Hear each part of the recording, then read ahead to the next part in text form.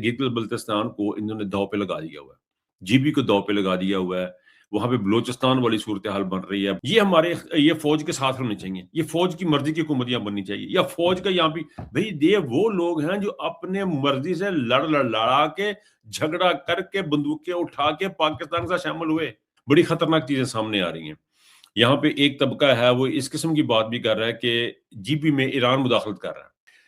जब तक आप अवाम को एम्पावरमेंट नहीं करेंगे, जब तक उनके वोट का उनको हक नहीं देंगे, जहां जहां वोट चोरी करेंगे सत्यानाश होगा मामला। तो पाकिस्तान तहरीक इंसाफ को इस वक्त ये अल्टीमेटम दे देना चाहिए कि अगर आप हमारी मुलाकात नहीं करवाते, नेशनल असेंबली से और सेनेट से इस्तीफे दे दें, कि जब तक आप अवाम की हुकूमत अवाम को वापस नहीं करेंगे, इस पाकिस्तान में कुछ नहीं बनेगा।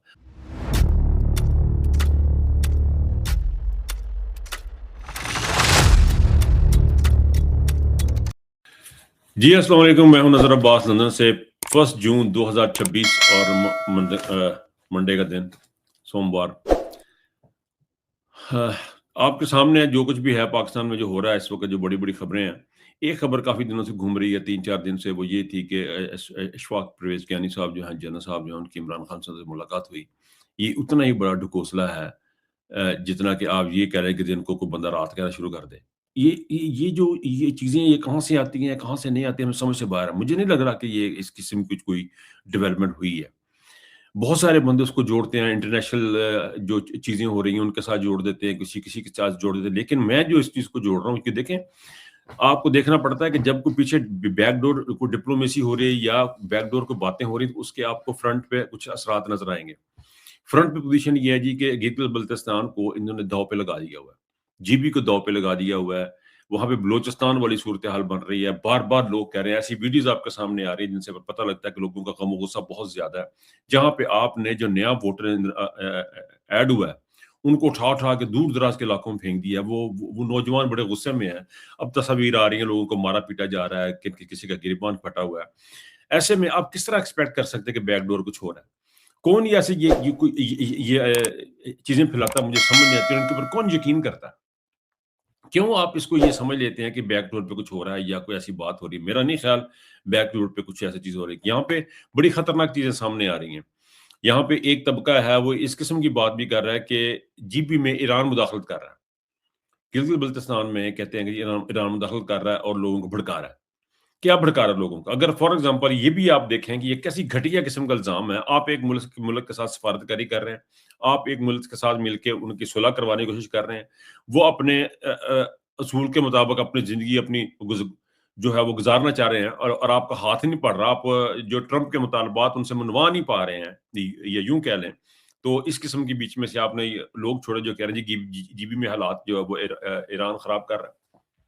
देखें, एक चीज बड़ी क्लियर है, अवामी वोट, अवामी वोट, अवामी वोट, इस चीज को बार बार तकरार की जाती है पूरी दुनिया में। जहां पे आप जा जाके और मुंह उठा उठा के हमारे जर्नैल और करनैल जो हैं, जो यहाँ पे आते हैं, इंग्लैंड में, अमेरिका में जाते हैं, तो मुंह उठा उठा के मैनहट्टन की सड़कों पे बताते हैं, ओ यार क्या बात है, क्या बात है यार, कैसा खूबसूरत मुल्क बना हुआ है। सर, वो इसलिए बना है कि वहां पे अवाम अपने हुक्मरान चुनते हैं। बार-बार ये बातें इंग्लैंड में आते हैं, वो बड़ी बात है जी, बड़ा इन्होंने हिस्ट्री सँभाल के रखी। सर, इसलिए सँभाल के रखी कि वहाँ पे आपने लोगों को ओनरशिप दी है। आपने अपने लोगों को ओनरशिप दी है कि ये चीज़ मेरी है। वहाँ पे तो किसी को पता ही नहीं कौन-सी चीज़ मेरी है। ना अपनी गली का पता, ना मोहल्ले का पता, ना सड़क का पता। उसको तो इतना पता मैं घर के अंदर है, वो भी मेरा। अब तो वो भी नहीं उसको पता कि वो भी मेरा है कि नहीं मेरा। ओनरशिप जो होती है, जब तक वो नहीं आप देंगे अपनी कौम को, तो आप किस तरह एक्सपेक्ट करते हैं? अब ये इल्ज़ाम तराशियाँ करनी कि जीबी में कोई बाहर से आके कर रहा है, सर ये ऐसा नहीं है।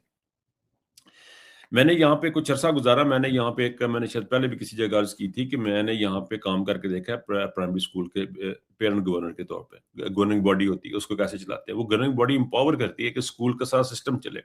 उसमें 3 जो नुमाइंदे हैं वो पेरेंट्स होते हैं, जो लिए जाते हैं, सेलेक्ट किए जाते हैं, या कभी-कभी इलेक्ट भी करना पड़ जाता है। अगर ज़्यादा आ जाए तो उनके इंटरव्यू भी होते हैं। वो एक अलग अलग चीज़ है। कहने का मतलब ये है कि 3 उनके पेरेंट्स होते हैं। वो पेरेंट्स रेहड़ी वाला भी हो सकता है, वो कोई टैक्सी ड्राइवर भी हो सकता है, वो कोई मिल मालिक भी हो सकता है। उससे कोई नहीं है, उससे उसका माँ या बाप होना ज़रूरी होता है, और उसका बच्चे को स्कूल में होना ज़रूरी होता है। बस उसका ये क्राइटेरिया है, और कोई क्राइटेरिया नहीं। बाकी वो उसको ट्रेनिंग देते हैं, उनको बताते हैं, समझाते हैं, कोर्सेज़ करवाते हैं, उनको बताते हैं कैसे चीज़ें करनी है।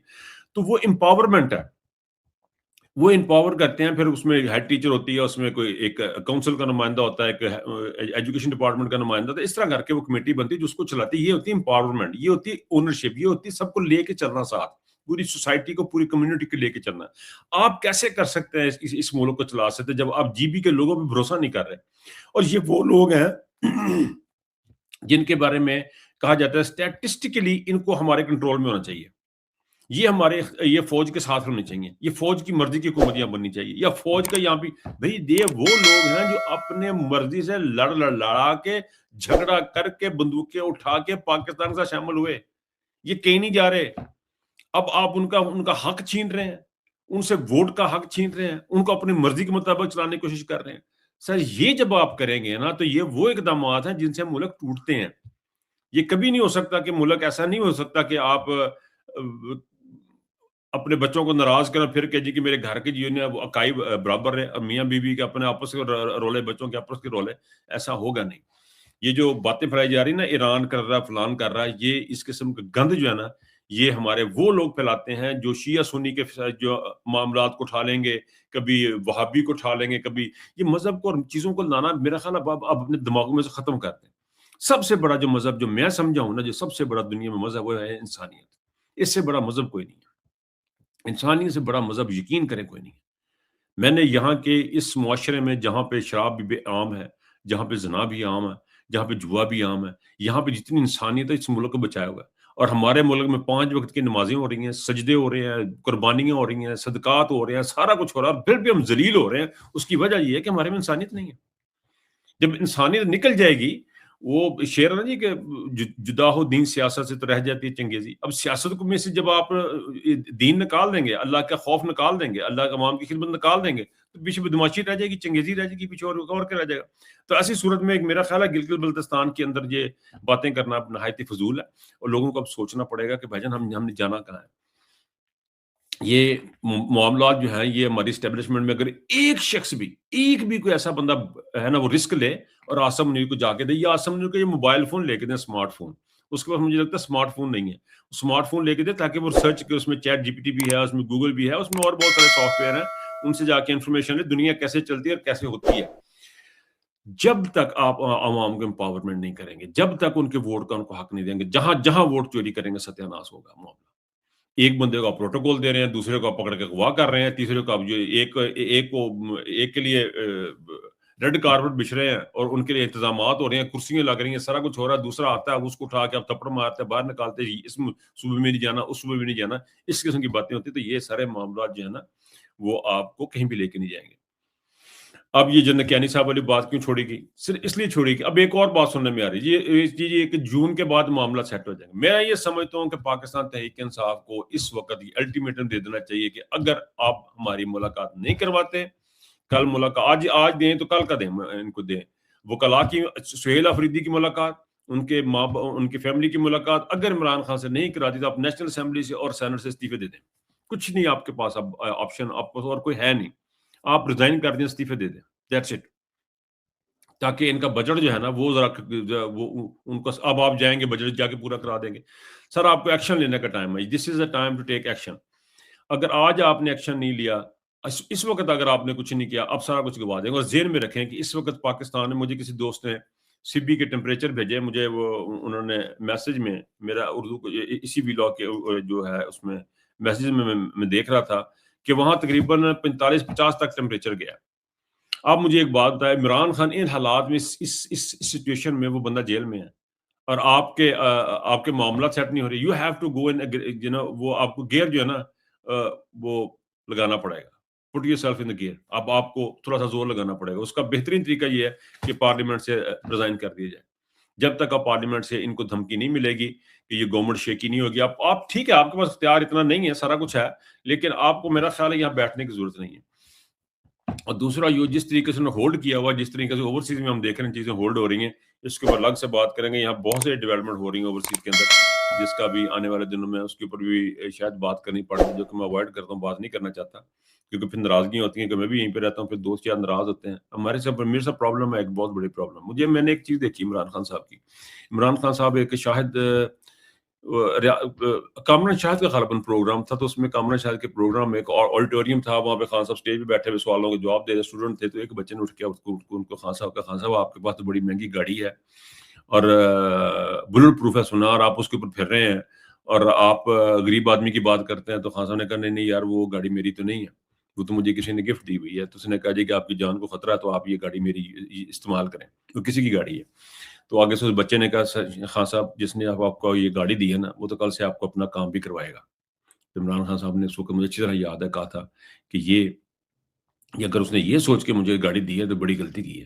تو اسی قسم کی سچویشن جو ہے نا، وہ غالباً جہانگیر ترین صاحب کی گاڑی تھی، اگر میں غلطی نہیں کر رہا، مجھے ایگزیکٹ یاد نہیں ہے، لیکن اسی قسم کی جو طبیعت ہے وہ میری بھی اسی قسم کی طبیعت ہے. مجھے جہاں لگتا ہے کہ ٹھیک ہے میں کہہ دیتا ہوں، میرے اپنے بھی کوئی ناراض ہو جاتا ہے، میرا کوئی بھائی بھی ناراض ہو جاتا ہے، بہن بھی ناراض ہو جاتی ہے، لیکن جہاں مجھے لگتا ہے کہ نہیں، کیونکہ مجھے عمران خان صاحب کے معاملے میں یہ لگتا ہے کہ اس کا جو اسٹانس ہے نا، ایاک نعبد و ایاک نستعین، یہ ہمارا احساس ہونی چاہیے، یہ ہمارے دلوں کا ایک حصہ ہونا چاہیے، ہمارے اندر کی چیز ہونی چاہیے. اس میں پھر بھائی آتا ہے، بہن آتی ہے، ہمیں اپنی بات صحیح سے طریقے سے کرنی جاتی ہے.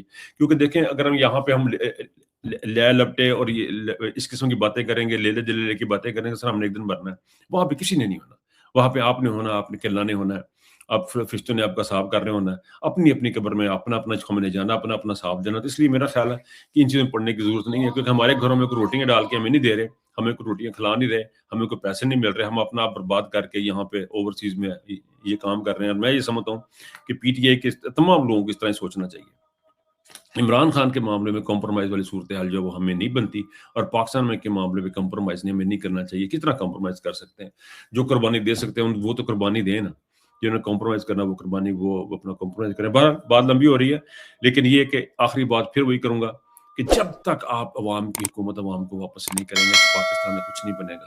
اور گلگت بلتستان کو بھی لگتا ہے انہوں نے تباہی کے دھانے پہ پہنچانے کا سوچ لیا. اپنا خیال رکھیے گا. اللہ حافظ.